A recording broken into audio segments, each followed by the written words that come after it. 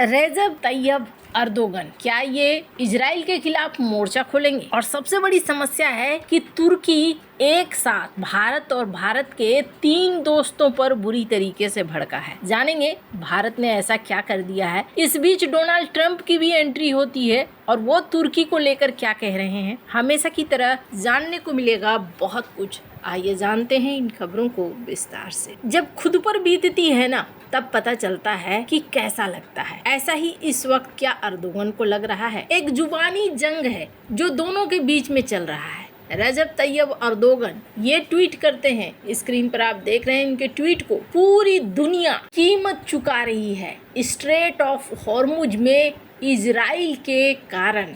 Israel ने मानवता के खिलाफ, इस रीजन के खिलाफ जिस तरीके से किया है, इसका असर पूरी दुनिया को झेलना पड़ रहा है। स्पेन में ही एक साहस था जो स्पेन ने यहाँ पर इजराइल को रोका, और भी यूरोप के देशों को उसी तरीके का साहस दिखाना चाहिए। जो गाजा में हो रहा है उसके धब्बे उन सब के हाथों और चेहरों पर हैं जो लोग बोल नहीं रहे हैं, जवाब नहीं दे रहे हैं। जो ईरान में, लेबनान में, सीरिया में, मेडिटेरियन में, अफ्रीका में, इन सब में हो रहा है, उन सब के लिए जो चुपचाप खड़े हैं, उन सब को वो सब दोषी हैं। इजराइल को रुकना चाहिए और ये मानवता के लिए जरूरी है कि मानवता के साथ खड़ा। ये कहना है रेजब तैयब अर्दोगन का। मानवता की बात कर रहे हैं अर्दोगन इतने बदल कैसे गए? इतने अच्छे वाले अर्दोगन कैसे हो गए? इतनी बढ़िया बातें कह रहे हैं। अब बेंजामिन नेतन्याहू क्या जवाब देते हैं? एक ऐसा तानाशाह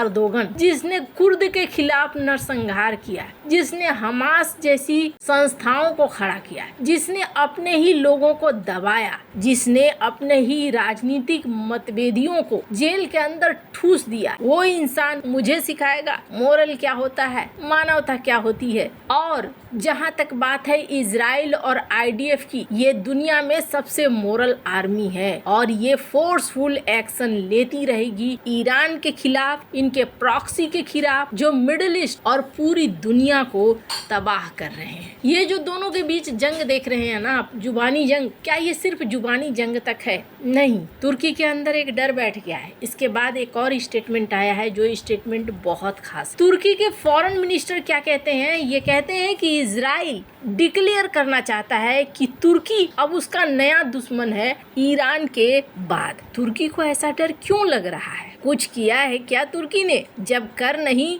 तो डर काहे का? समस्या क्या है ना, समस्या ये है कि अर्दोगन की महत्वाकांक्षा, इस दुनिया में तभी समस्याएं आई हैं जब महत्वाकांक्षा बहुत ज्यादा आगे निकल जाती है। अर्दोगन ओटोमन साम्राज्य का विस्तार करना चाहते हैं और ओटोमन साम्राज्य का विस्तार करने के लिए प्रभाव तो जमाना होगा, और प्रभाव जमाने के लिए ये क्या कर रहे हैं? ये पूरी दुनिया में अपना जाल बिछाने की कोशिश कर रहे हैं और अर्दोगन को उसका हथियार भी मिल चुका है। और वो हथियार क्या है अगर आप देखें तो इस वक्त सबसे कमाल की चीज क्या है? तुर्की की डिफेंस इंडस्ट्री। इनके पास भले ही तरीके के फाइटर जेट ना हो, लेकिन नेवी इनकी अच्छी है। इनके पास ड्रोन का कुनबा बड़ा अच्छा है और ये ड्रोन की सप्लाई ज्यादातर देशों को कर रहे हैं। अभी मैंने कहा था बांग्लादेश में इनको देखा जा रहा है। बांग्लादेश में आप क्यों मजबूत करना चाह रहे हैं? आप जानते हो बांग्लादेश और भारत के बीच में तनाव चल रहा है। आप बांग्लादेश को हथियार दे रहे हो, आप पाकिस्तान को हथियार दे रहे हो, और जब भारत आपके देश के आसपास हथियार देता है तो फिर आपके अंदर टेंशन खड़ी हो जाती है और आप धमकाना शुरू करते हो। तुर्की की मीडिया क्या कहती है? तुर्की की मीडिया कहती है कि भारत ने प्रॉक्सी वॉर खड़ा कर दिया है, भारत हमारे हर दुश्मन को हथियार दे रहा है और ये ठीक नहीं कर रहा है। वहीं अर्दोगन क्या कहते हैं? अर्दोगन कहते हैं ये लाल लाइन है, रेड लाइन है, रेड लाइन को अगर पार किया तो फिर इसका अंजाम होगा बहुत बुरा। अर्दोगन का कहना है कि पूर्वी भूमध्य सागर में आग लगाने की कोशिश की जा रही है, इसके अंजाम बहुत बुरे होंगे। भारत के 3 दोस्त इजराइल, ग्रीस, साइप्रस को भी ये धमकी दे रहे हैं। अभी अर्दोगन का कहना है हम देख रहे हैं कि पूर्वी भूमध्य सागर में खासकर साइप्रस द्वीप पर झगड़े की आग भड़काने की कोशिश की जा रही है। हम इस घटनाक्रम पर बारीकी से नजर रखे हुए हैं। मैं ये बात बहुत साफ तौर पर कह रहा हूँ, अगर पूर्वी भूमध्य सागर में तुर्की और तुर्की साइप्रस के लोगों के अधिकारों और कानूनी दावों को नुकसान पहुंचाने की कोशिश की तो हमारा जवाब बहुत ही साफ और सख्त होगा, ये अर्दोगन का कहना है। स्क्रीन पर आप देख सकते हैं इस आर्टिकल। तुर्की के राष्ट्रपति अर्दोगन आग उगलने के पीछे इजराइल, ग्रीस, साइप्रस और भारत का साथ आना है। ये एक सैन्य और ऊर्जा ब्लॉक है जिसे तुर्की अपने लिए खतरा मान रहा है। अर्दोगन का मानना है कि इजराइल अब भूमध्य सागर में पैर पसार कर तुर्की को घेरने की कोशिश कर। अब यहाँ पर हुआ क्या है, इजराइल ने ग्रीस, साइप्रस के साथ मिलकर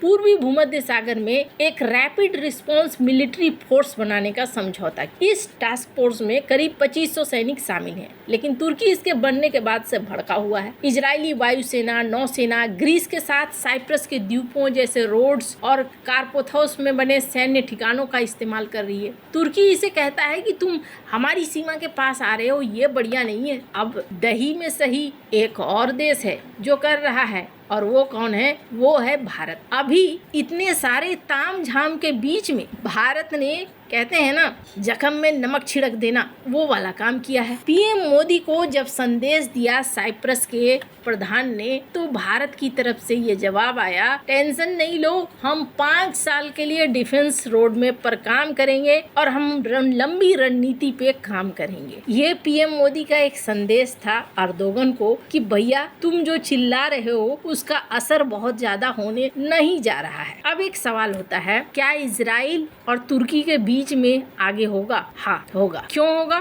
क्योंकि तुर्की इजराइल की महत्वाकांक्षा के बीच में आ रहा है। तुर्की का कहना है कि सीरिया और लेबनान पर अगर हमले करता है इजराइल तो ये अब उनके लिए खतरा है और हम फिर आपके लिए मुश्किल खड़ी कर देंगे। लेबनान और सीरिया में क्या है? लेबनान और सीरिया में तुर्की का अपना प्रॉक्सी संगठन है, जो तबाह होगा तो तुर्की कमजोर होगा। दूसरी बड़ी चीज, तुर्की और ज्यादा तेजी से होशियारी दिखा रहा है। सऊदी अरब के साथ पैक्ट साइन करके नए कॉरिडोर बनाना चाह रहा है, जबकि इस तरीके का कॉरिडोर इजराइल बनाना चाह रहा है आईमेक कॉरिडोर के। यानी तुर्की जिस तरीके से जिस चाल ढाल पे चल रहा है, अगला नंबर होगा। अब इसको लेकर जब ट्रम्प से पूछा गया क्या इजराइल और तुर्की लड़ पड़ेंगे, तो उन्होंने क्या कहा? उन्होंने कहा नहीं नहीं, तुर्की के अर्दोगन बड़े अच्छे हैं, बढ़िया शासक हैं और मैं उन्हें बहुत पसंद करता हूँ। ऐसा नहीं होगा, दोनों बिल्कुल नहीं लड़ेंगे, कम से कम तब तक तो नहीं लड़ेंगे जब तक मैं राष्ट्रपति हूँ। अब ये चाहे जो भी कहे,